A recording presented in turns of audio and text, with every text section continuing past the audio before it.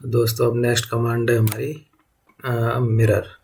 Mirror किसी भी object को कैसे मिरर करते हैं वो मैं दिखाता हूँ।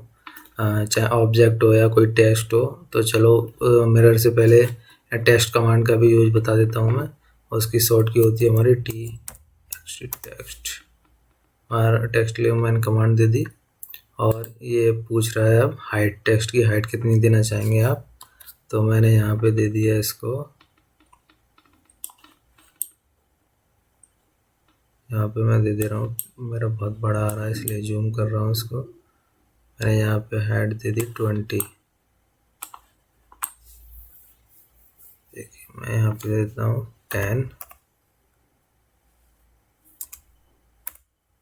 10 मैंने इसकी हाइट दे दी टेक्स्ट की। अब पूछ रहा है टेक्स्ट एंगल, एंगल हम 0 देते हैं क्योंकि हमको सिंपली लिखना है सीधा। ये देखिए मैं टाइप कर देता हूँ कुछ भी ABCD, ये लिख दिया मैंने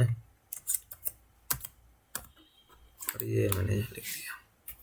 ये टेक्स्ट कमांड से बाहर आ गया। अब मैं आपको टेक्स्ट कमांड भी बता दिया। अब इसी में मैं आपको मिरर यूज़ करना बताऊंगा, मिरर कैसे यूज़ करते हैं। मिरर के भी ज़्यादातर लोग सिंपल मिरर यूज़ करते हैं, सिंपल मिरर कमांड।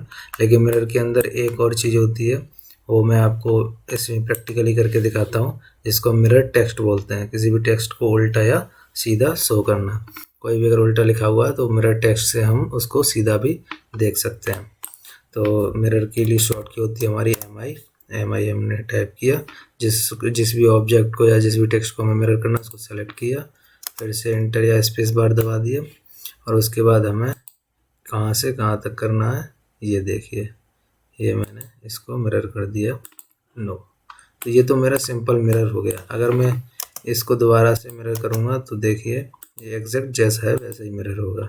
अगर अब मैं मिरर टेक्स्ट लेता हूँ, ओके, ये मिरर टेक्स्ट लिया, यहाँ 0-1 फॉर्मेट में चलता है। अगर 0 है तो आपकी जैसी इमेज है बिल्कुल सेम टू सेम वैसी इमेज उसमें मिरर करेगा, और अगर 1 कर दिया तो उसका जस्ट अपोजिट करेगा। जैसे देखिए यहाँ पे 0 में, यहाँ 1 कर रहा हूँ, ये मैंने 1 कर दिया। अब मिरर कमांड ले रहा हूँ, मिरर लिया, इसको सेलेक्ट किया, एंटर किया और ये देखिए इसको उल्टा शो कर रहा है क्योंकि मिरर टेक्स्ट मैंने क्या दे दिया 1। अब ये उल्टे को देखिए इसमें सीधा शो कर देगा। क्लिक किया मैंने, ये देखिए सीधे को उल्टा, उल्टे को सीधा, क्योंकि ये जस्ट क्या है, जैसे हम मिरर में खुद को देखते हैं लेफ़्ट टू राइट दिखाई देता है, लेफ्ट हैंड हमारा राइट हैंड दिखाई देता है। ये एग्जैक्ट मिरर का काम कर रहा है यहाँ पे। और ये क्या है, सिंपल जैसा था बिल्कुल वैसा ही। तो चलिए अब हम इस मिरर टेक्स्ट को बंद कर देते हैं। मिरर टेक्स्ट 1 किया था हमने, अब हम 0 कर दे रहे हैं। देखिए हमने 0 कर दिया। अब क्या है, जैसा है हमारा ऑब्जेक्ट सेम टू सेम वैसा ही मिरर करेगा ये देखिए, ये हमारा सिंपल मिरर बन चुका है। तो ये हमारी मिरर कमांड है और इसके भी बहुत बेनिफिट हैं। जब हम बड़ी बड़ी ड्राइंग बनाते हैं तो बार बार हम कोई भी चीज़ ना बना के क्या करते हैं, आधा पार्ट बनाते हैं, आधा उसका एग्जैक्ट से मिड पॉइंट से लेके उसको मिरर मार देते हैं, तो हमारी पूरी ड्राइंग कंप्लीट हो जाती है। तो ये तो हमारा मिरर कमांड हो गया। अब मैं और आपको, जब जैसे कोई भी बार बार कोई ऑब्जेक्ट रिपीट होता है किसी चीज़ में बनाने के लिए, तो हम बार बार उसको ड्रॉ नहीं करते। उसके लिए हमारे पास पोलर होता है, एरे कमांड होती है जिसके अंदर पोलर होता है, पाथ एरे होता है और रेक्टेंगुलर एरे होता है, पोलर एरे होता है। तो इन तीनों एरे की मदद से हम अपनी ड्राइंग को जल्दी फास्ट बना लेते हैं। अब चलिए तीनों एरे हैं जो उनको मैं एक एक करके डिफाइन करता हूँ, बताता हूँ तीनों एरो के क्या मतलब होते हैं। चलिए उससे पहले मैं कुछ ड्रॉ कर लेता हूँ। जैसे मैंने ये एक रेक्टेंगल ड्रॉ कर लिया और एक ये सर्किल ड्रॉ कर लिया यहाँ पे, ये ठीक है। अब मैं आपको एरे कमांड दिखाता हूँ। एरे कमांड के लिए AR टाइप करेंगे, एरे आ गया। किसको एरे करना है आपको, मान लीजिए मुझे इसे एरे करना है, ट्रिक है। अब पाथ, पोलर, रेक्टेंगल, तीनों एरे आ गए जो मैंने आपको बताए थे। अभी मैं पोलर यूज कर रहा हूँ, पोलर यूज करना बता रहा हूँ। ये पोलर दिखा दिया। अब इसको एरे करना है, किस पे पूछ रहा है, बेस पॉइंट दीजिए। इस पे हमें एरे करना है सर्किल के ऊपर, तो ये मैंने बेस पॉइंट दे दिया इसका, ये सेलेक्ट कर दिया। अब ये देखिए नंबर ऑफ आइटम इसमें पहले से ही हैं, सेट कर रखे हैं मैंने, तो उसके अकॉर्डिंग अब मैं आपको बता रहा हूँ। जैसे आपको चेंज करना हो तो नंबर ऑफ़ आइटम चेंज करने के लिए यहाँ पे आई एंटर करेंगे, आ गया। इसमें मेरे में देख रहे हैं आप नंबर ऑफ़ आइटम 6 पड़े हुए हैं। अब मान लीजिए मैं आपको यहाँ पे 8 कर दे रहा हूँ, ये देखो बढ़ गए, ये हो गया नंबर ऑफ़ आइटम। ये जितने भी हम चाहें और उतना इसमें हम बढ़ा सकते हैं। तो ये हमारा क्या है, पोलर एरे। अब पोलर एरे के अंदर एक कमांड और है। जैसे अभी तो आप देख रहे हैं ये सभी क्या है, बिल्कुल मतलब एंगल में आ रहे हैं सभी कुछ, और आप चाहते हैं जैसा ये है परपेंडिकुलर हॉरिजॉन्टल में, ऐसा ही हॉरिजॉन्टल ये सब बने, मतलब रोटेट जो एंगल आ रहा है बीच में वो बंद हो जाए। तो इसके लिए यहाँ पे देखिए रोटेट आइटम्स, ये आपको दिखाई दे रहा होगा, और शॉर्ट की भी होती है RO एंटर। ये देखिए रोटेट आ रहा है, रोटेट आइटम, सॉरी गड़बड़ हो गया, चलिए दोबारा दिखा देता हूँ। ये तो हमारा सिंपल हो गया, और मैं दोबारा से उस एरे के बारे में आपको बताता हूँ, जिसके अंदर हम रोटेशन को ऑफ करेंगे। ये देखिए ये हमने बना दिया। फिर से वही कमांड AR टाइप किया हमने, जिसको एरे करना उसको सेलेक्ट किया, यहाँ से एरे ले लिया, कौन सा एरे लेना है हमें, और यहाँ से हमने ये इसके अबाउट करना है।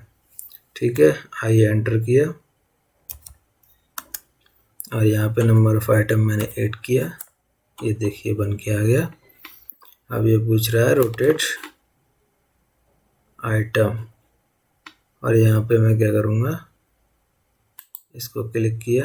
अब यहाँ पूछ रहा है आप जो रोटेट आइटम कर रहे हैं उसको रोटेट करना चाहते हैं या नहीं। तो यहाँ पे मैंने पहले यस कर रखा है, अब मैं यहाँ पे नो कर दूंगा। तो ये देखिए अब ये रोटेशन ऑफ हो गया, जैसा है बिल्कुल वैसा ही बन के आ रहा है। और इनके बीच में कितना एंगल बनना है वो भी हम यहाँ से देख सकते हैं। ये देखिए एंगल बिटवीन, इनके बीच में कितना कितना एंगल 45 डिग्री का बनना है। आप चाहे तो चेंज कर सकते हैं, तो उसी के अकॉर्डिंग इसमें नंबर ऑफ़ आइटम कम हो जाता है। तो ये हमारा पोलर एरे हो गया, ये हमारा पोलर एरे हो गया। अब चलिए मैं आपको नेक्स्ट एरे दिखाता हूँ, रेक्टेंगल एरे दिखाता हूँ आपको। उसके लिए ये मैंने बना दिया यहाँ पे, ये देखिए। अब मैं आपको एरे कमांड ली, मैंने सेलेक्ट किया, इसको एरे करना है मुझे, क्या लेना है, रेक्टेंगुलर। रेक्टेंगुलर सेलेक्ट किया। अब देख रहे हैं आपने, मैंने रेक्टेंगल उसको सेलेक्ट किया तो ऑटोमेटिक ये हमारा बन गया पूरा एक रेक्टेंगल। इसमें नंबर ऑफ रो देख रहे हैं 3 आ रहे हैं, कॉलम 4 आ रहे हैं। ये देख रहे हैं आप, इनकी डिस्टेंस यहाँ से यहाँ, यहाँ से यहाँ पे ये मिड टू मिड डिस्टेंस चलती है इसमें। जैसे रो लेंगे तो इस रो की इस रो के सेंटर से डिस्टेंस नापी जाती है, इसकी इससे। तो ये सेंटर है, इसलिए ये ब्लू कलर में इंडिकेट कर रहा है। ऐसे ही हमारे कॉलम है, कॉलम के इस सेंटर से सेंटर की डिस्टेंस दी जाती है। इस तरीके से डिफाइन होते हैं। अब आपको मान लीजिए नंबर ऑफ़ कॉलम या रो इंक्रीज या डिक्रीज करने, बढ़ाने या घटाने, तो अब वो नीचे देखिए, ये देखिए यहाँ पे कॉलम शो हो रहा है, रो शो हो रहा है। तो यहाँ से हम कॉलम से सेलेक्ट करेंगे। अब पूछ रहा है नंबर ऑफ़ कॉलम्स, यहाँ पे 4 है, ये देख रहे हैं 1 2 3 4। तो अब यहाँ पे आप चाहते नहीं, हमको तो और ज़्यादा चाहिए, तो मान लीजिए मैंने 6 कर दिया, तो ये 6 बन गए। अब ये पूछ रहा है इनके बीच की डिस्टेंस जो है वो ये दे रखी है, यहाँ पे आपका आ रहा है 276 पॉइंट के अप्रोक्सीमेट, तो मैं यहाँ पे कर दे रहा हूँ 300। ओके, ये देखिए, तो और डिस्टेंस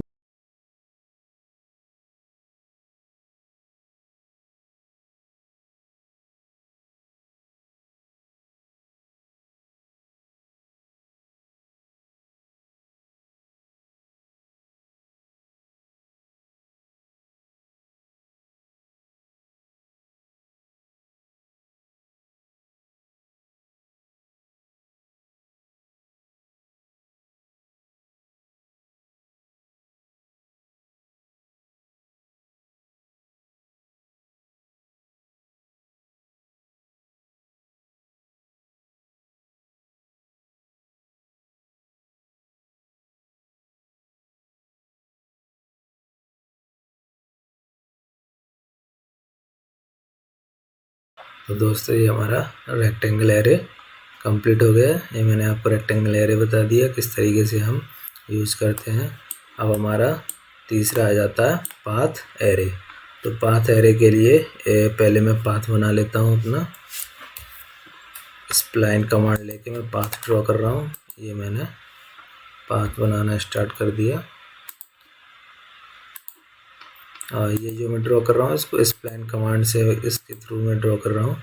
स्प्लाइन कमांड बोलते हैं हम इसे। ये मैंने एंटर कर दिया, ये मेरा कंप्लीट हो गया। इसीलिए मैंने सर्किल ड्रॉ किया।